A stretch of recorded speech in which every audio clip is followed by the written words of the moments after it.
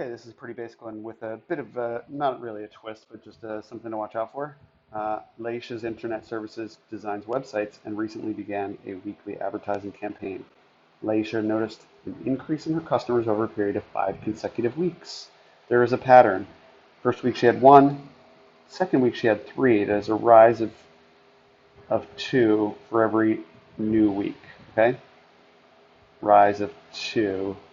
For every extra week, she gains two more customers. It's a good sign for her. Okay.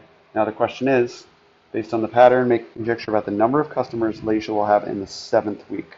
Well, if we follow this down, we've got the first week, second week, third week, the fourth week, the fifth week, where she's up there at 9. It's asking for the seventh week. So if she adds two on every week, and we're now at the fifth week, we have 2 more weeks to go to get to the seventh week. So we need to add two more groups of two on, and two groups of two is 4. So we need to add 4 on to where she's at right now at the fifth week, 9. So 4 more than that is 13. Okay, so we could say something to the effect of Maisha